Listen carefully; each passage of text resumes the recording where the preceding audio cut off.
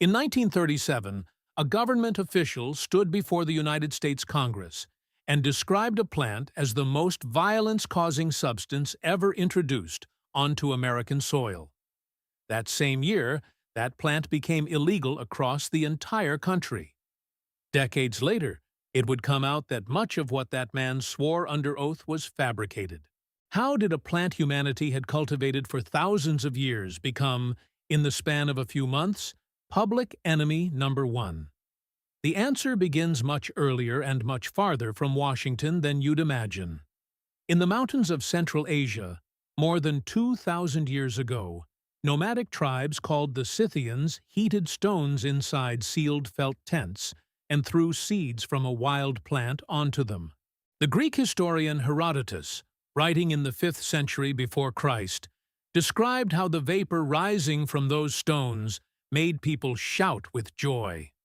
For generations, readers assumed he was exaggerating. Archaeology proved him right. In a Scythian burial mound excavated in southern Russia, archaeologists found solid gold vessels coated with residue from that same plant, confirming that the ritual Herodotus described wasn't a Greek myth, but a real funerary purification practice. That's the earliest written account. Archaeology confirms something even older and more deliberate. In a remote mountain range in western China, 10,000 feet above sea level, researchers found wooden braziers with burnt plant remains inside tombs nearly 2,500 years old, containing psychoactive compound levels high enough to suggest the plant had already been selectively bred for potency, not simply gathered wild. Whoever was buried in those tombs had access to a version of the plant deliberately cultivated to be stronger, meaning organized, intentional cultivation for altered states of mind predates most of recorded civilization as we know it.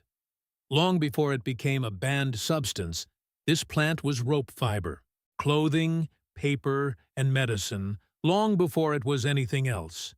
And that medicinal use has its own legendary origin. According to Chinese tradition, around 2700 BC, Emperor Shen Nung, regarded as the father of Chinese medicine, catalogued this plant among the healing herbs in his personal treatise, recommending it for rheumatism, gout, and memory loss. Legend says the emperor tested each plant on himself before writing down its effects. There's no way to confirm Shen Nung existed exactly as the legend describes, but centuries later, around 200 AD, a real Chinese surgeon named Hua Tuo is documented as the first physician to grind this plant, mix it with wine, and use it as anesthesia before operating on patients. In India, the path was different, but ran in parallel. The Vedas, sacred texts composed more than 3,000 years ago, already listed this plant among a small group of herbs considered a source of joy.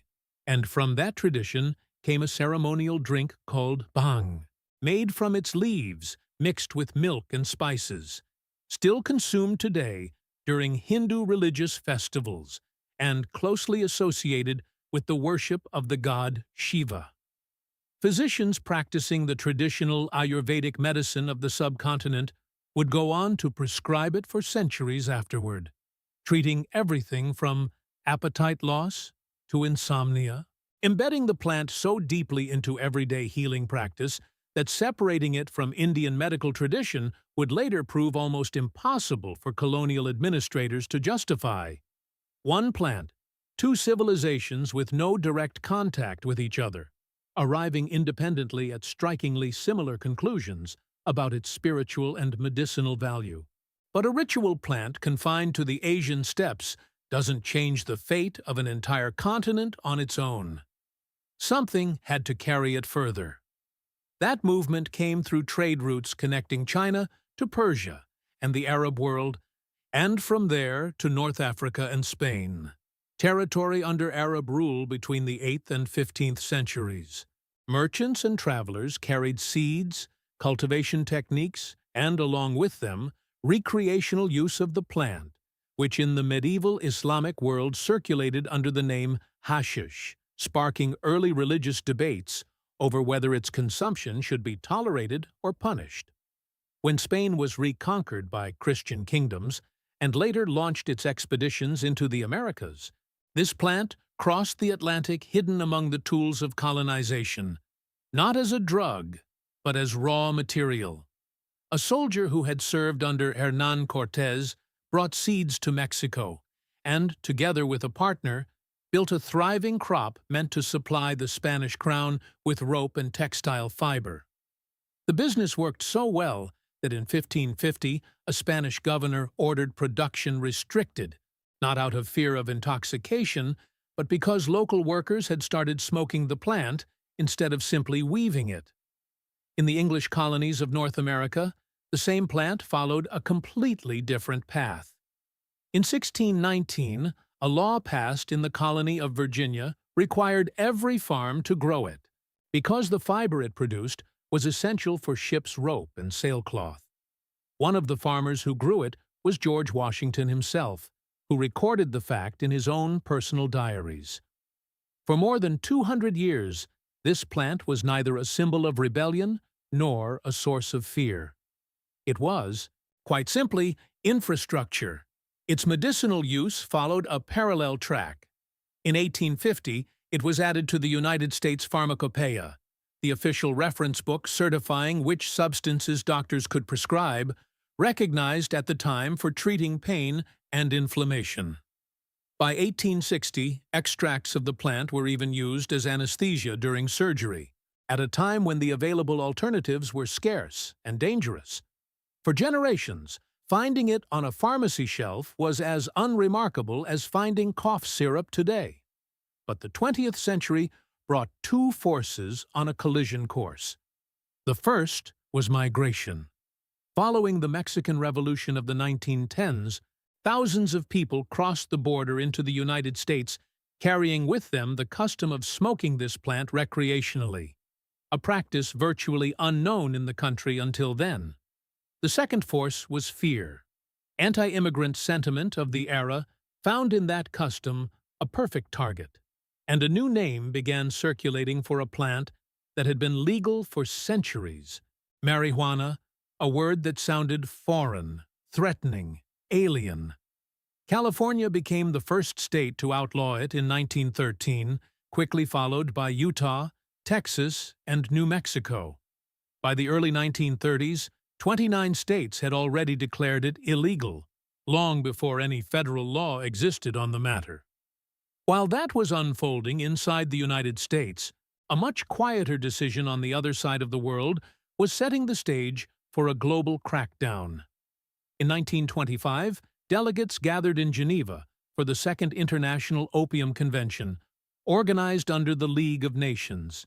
Cannabis wasn't even on the original agenda. It was Egypt, backed by South Africa, that pushed to have it added, arguing it was just as dangerous as opium and should face the same international controls. No solid evidence was presented, and most delegates hadn't even been briefed that the topic would come up. Britain and other colonial powers objected, not because they doubted the claim, but because they didn't want to commit to eliminating a plant so deeply woven into daily life across their Asian and African territories. A compromise was reached anyway. Signatory countries agreed to restrict cross-border trade of what the treaty called Indian hemp to scientific and medical purposes only, while stopping short of demanding that any country ban its cultivation or use at home.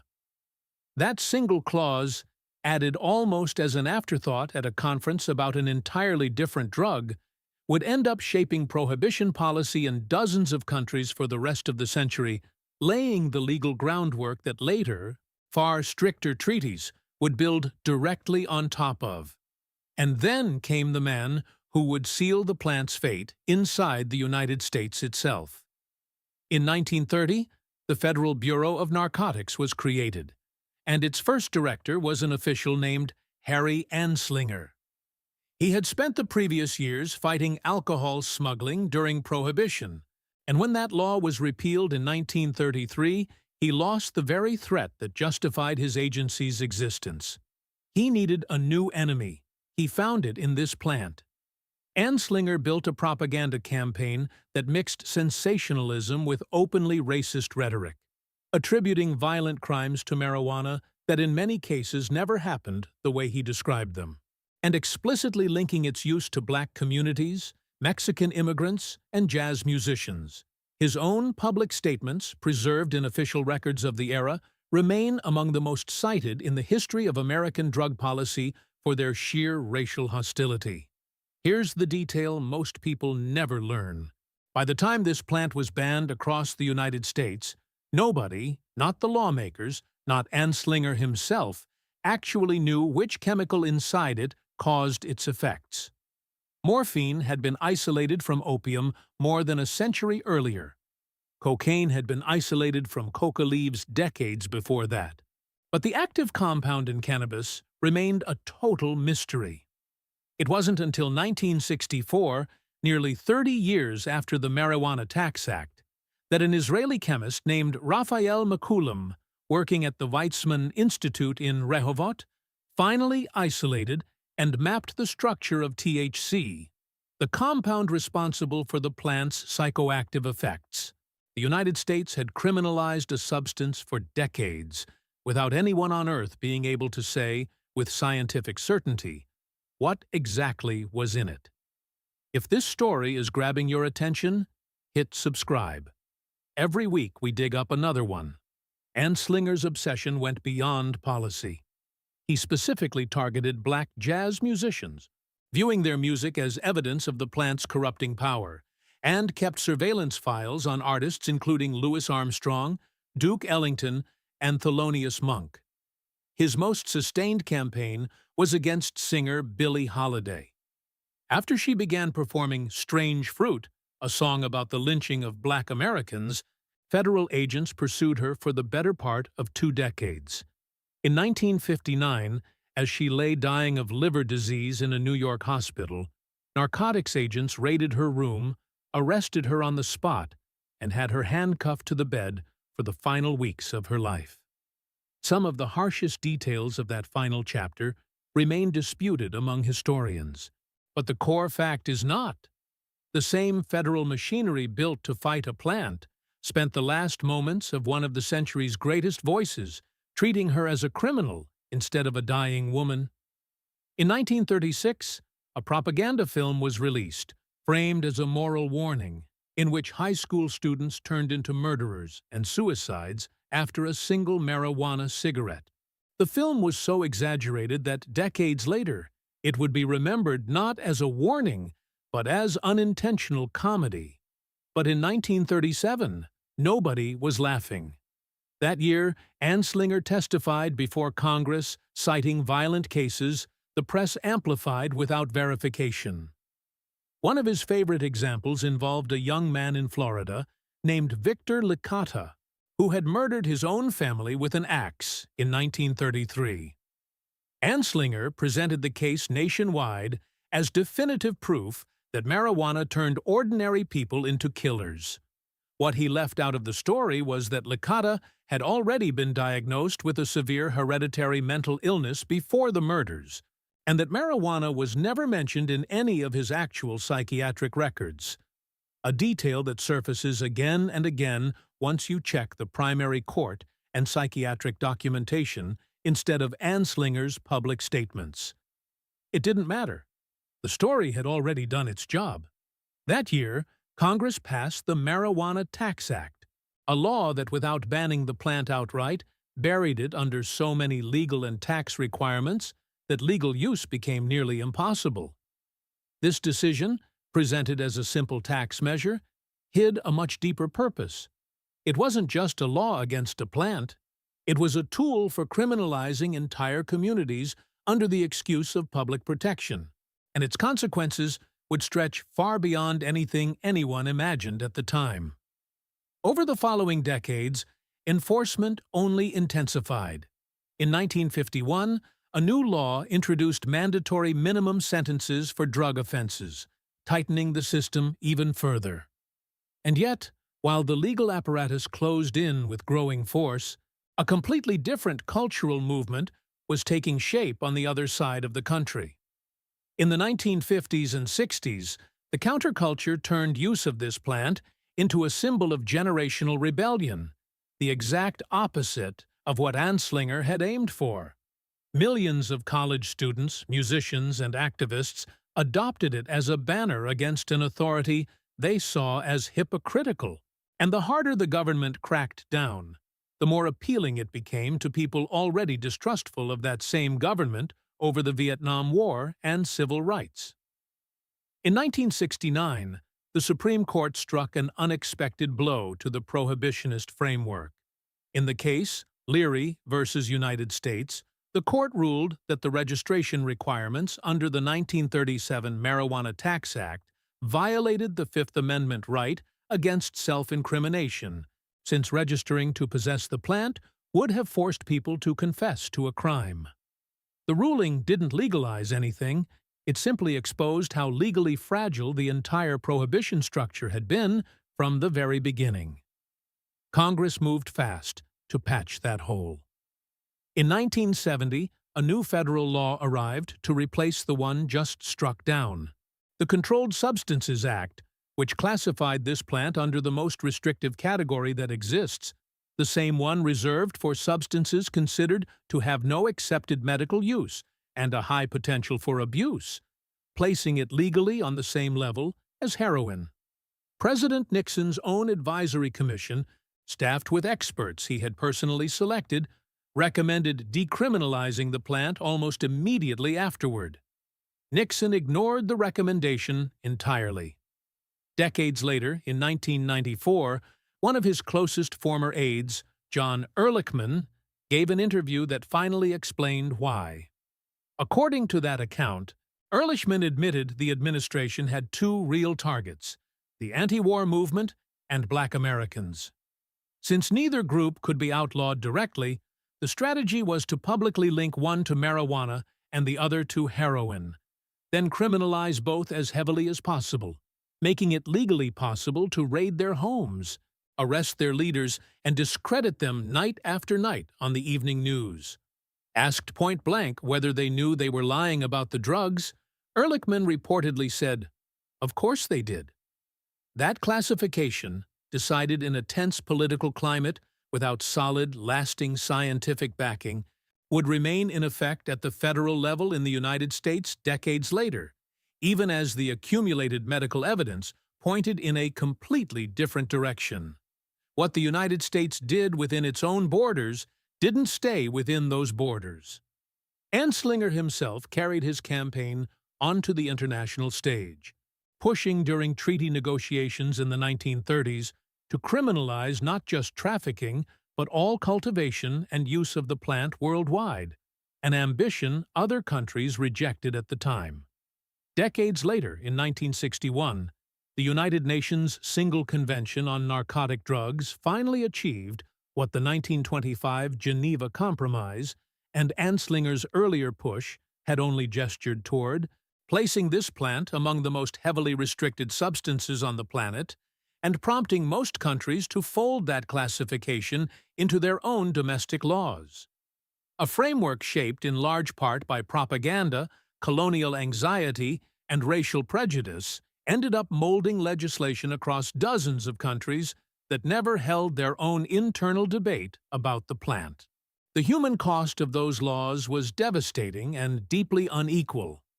Later studies would show that Black Americans were arrested for possession of this plant at rates several times higher than white Americans, despite using the substance at roughly similar rates. Hundreds of thousands of people would end up with criminal records that shut them out of jobs, housing, and education for the rest of their lives, over a plant their own ancestors had cultivated legally for centuries. But the tide began to turn. In 1973, Oregon became the first state to decriminalize possession of small amounts, cracking open a prohibitionist consensus that had held firm for decades. In 1996, California went much further, becoming the first state to legalize medical use, allowing patients with qualifying conditions to access it with a prescription. The decision put California on a direct collision course with federal law, which still classified the plant as dangerous as any hard narcotic, a legal contradiction that would remain unresolved for years. The next major turning point came in 2012, when Colorado and Washington became the first states to fully legalize recreational use for adults, not just medical use. What had been grounds for arrest for nearly 80 years now became, in those same territories, a regulated business paying taxes and creating formal jobs. The same plant, the same compound, two completely opposite legal fates depending on the year and the map. Today, most states in the country have legalized the plant in some form, medical or recreational, while at the federal level it remains officially classified among the most dangerous substances that exist. A contradiction no administration has fully resolved. Legal cannabis in the United States is now estimated to be a multi-billion-dollar industry, generating tax revenue that individual states now count on year after year, funding everything from schools to infrastructure. And while the legal debates continue, the toll from nearly a century of prohibition is still there. Entire generations carrying criminal records for possessing something now sold legally a few blocks from where they were once arrested. Communities hit disproportionately hard by enforcement that research consistently shows was never applied equally, and an emerging legal market where many of the people profiting today are not the same people who paid the highest price when this was still a crime. Some states have since moved to expunge old convictions and prioritize licenses for people from communities most damaged by prohibition, an attempt, however incomplete, to correct a wrong that took a full century to unwind. A nomadic tribe burned seeds over hot stones to honor their dead. That custom crossed steppes, deserts, and oceans. It became raw material for empires, medicine on a pharmacy shelf, a political weapon, a target of colonial diplomacy, a soundtrack for jazz clubs under federal surveillance, an excuse to imprison entire communities, and ended up, in the 21st century, a legal and expanding business in much of the very country that once declared it public enemy number one. This plant was never just a plant. It never was. If this story surprised you, subscribe. Every week we dig up another one.